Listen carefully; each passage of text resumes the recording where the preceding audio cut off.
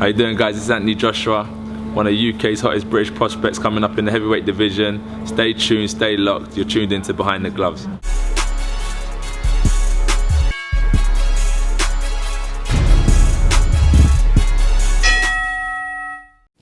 Hey fight fans, it's Michelle Joy Phelps with...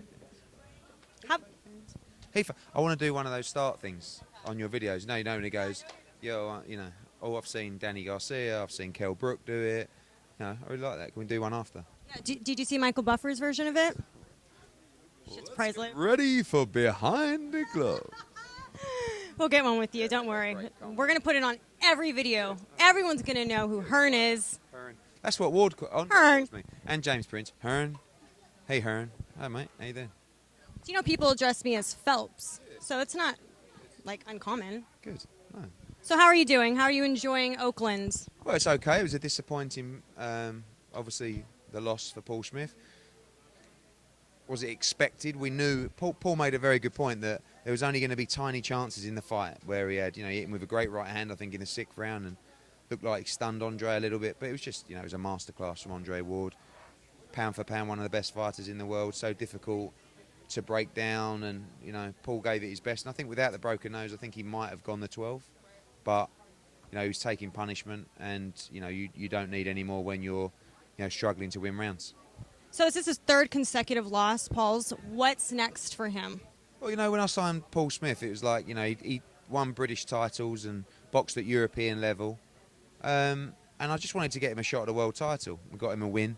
Then he boxed Arthur Abraham for the WBO world title. Many felt like he won the fight. It was very controversial, points loss. And that led to a rematch. And then Andre Ward called. So it was like, in 8 months, he's boxed Arthur Abraham twice and Andre Ward. It's probably the toughest run of any super middleweight during that period of time. And I'm not sure that he ever felt like, or many felt like, he boxed at that level. He's shown that he can mix it at world class. He's shown he can't mix it at Andre Ward class. Not many can. It's not a disgrace. But, he's earned a lot of money. He's earned a lot of money in the last 8 months. And, I know fans don't like to necessarily hear that, but it's pleasing when a fighter retires and they've got a few quid in the bank. They've got their house paid for. It's a tough sport. You've been close to it. And that's important too. Winning belts is, of course, important. And creating a legacy is very, very important. But are you saying that Paul might retire? I think, I'm sure that he's going to get calls for other super middleweights who are going to say, well, he went 9 with Andre Ward, if we can stop him inside. But do you want to be that fighter? Do you want to be...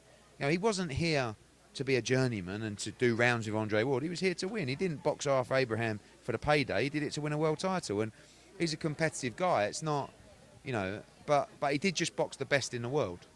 So, anything else might be a bit easier. But, he's got a great job with Sky, and, it's difficult. And he's given it a great go, at world level, and proved it, especially against Abraham, that he can compete at that level.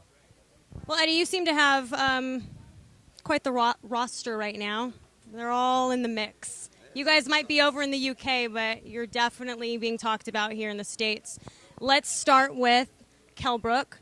Are you going to have the fight September 12th if he does fight Rios? Because today Robert Garcia did say that's more than likely happening. Yeah. Is it going to be September 12th? That's the date we're looking at. Let's talk about this, because we need to change that. We need to change the date. Oh, what? Because I needs to be there.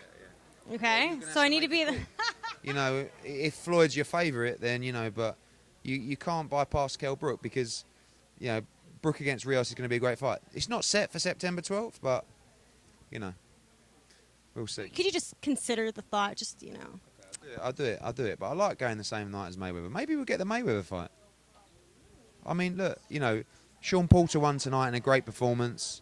Really pleased for him. But Kell Brook beat Sean Porter quite comfortably, and he holds the other belt in the division. I feel like Kell Brook is a genuine contender and a real threat to Floyd Mayweather, and he holds the other belt. Floyd could unify the division by fighting Kell Brook. I don't feel like Kell has necessarily faced the opposition that I can start standing here and, giving you this great speech about this fight has to happen. But he's there and he's ready for September the 12th. And when You look at the other opponents that are being considered, I think Kell Brook has the better resume. He's 35-0, he's undefeated, and he's world champion. But again, you know, I don't want to be seen to be calling out Floyd Mayweather because we've got some work to do. But in terms of the people who are in the hat, we should definitely be in that hat. I interviewed Keith Thurman the other day. Yeah, He speaks very highly of Kell Brook. You know, he's a real. I think I like Keith Thurman because he knows his boxing, and everybody, every fighter, is talking about Kell Brook in the division, and the people who know their boxing are talking about Kell Brook because they see how good he is.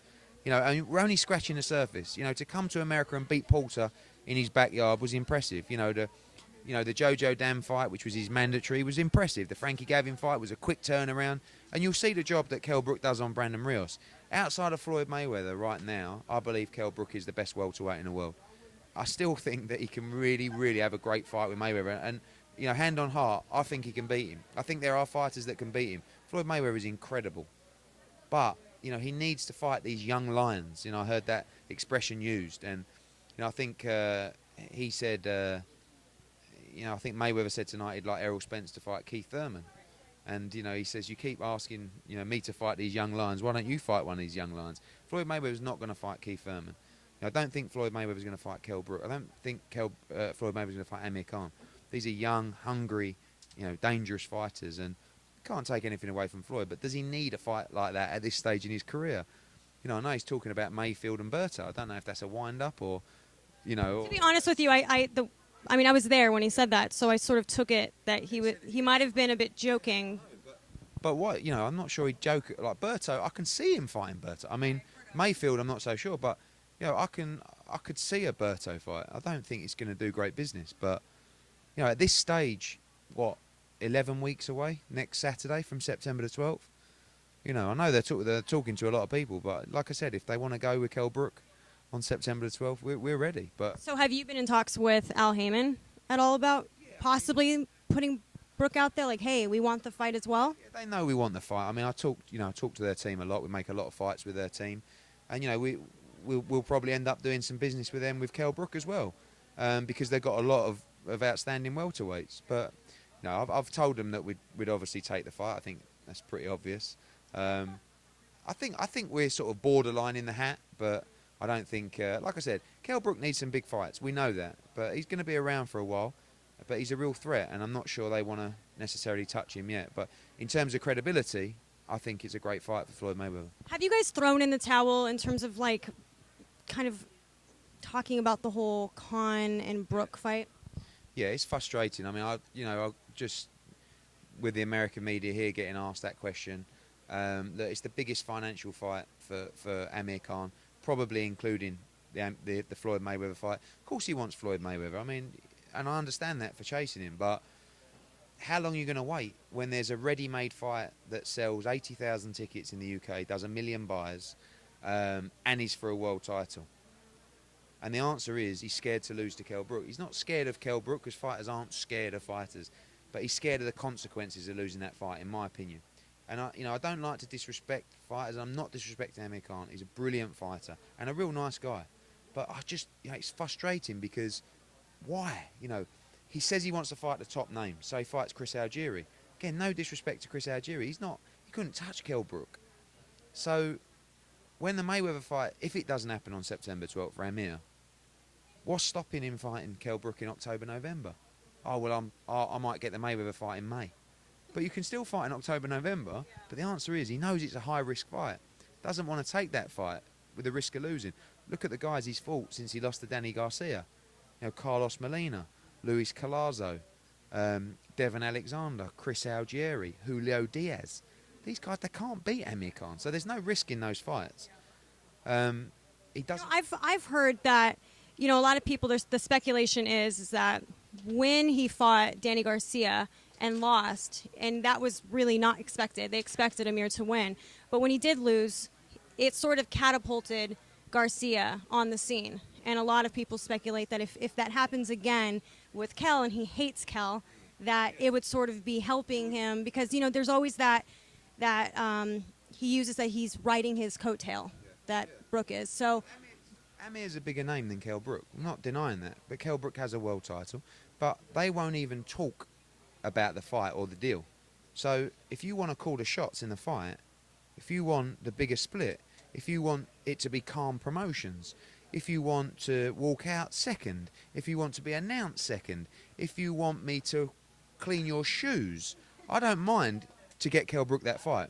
But they won't even entertain the discussions. So that's how much they want the fight. So it's frustrating, but we can't keep talking about that fight. Kell Brook's got to move on, whether it's Brandon Rios with Top Rank, whether it's a Hearn guy, whether it's Floyd Mayweather. They're the realistic fights. Amir Khan is not a realistic fight. It's a shame for British fight fans, but what can you do? Well, Eddie, it's always great talking with you, catching up with you. Thank you so much for your time. You know what? And I look forward to seeing what happens, who Floyd Mayweather decides. Maybe, like you said, it will be Kell Brook. Cross those fingers. Bye, fight fans. Hey, fight fans, if you guys haven't already done so, make sure you download the Behind the Gloves app. It's free, and it features really cool stuff like a fight calendar that reminds you of all the upcoming fights, and it allows for you to, with one click, to remind yourself directly to your phone. And it also features 24/7 breaking news that's going on in boxing. So make sure you guys go ahead and do that and subscribe to this channel.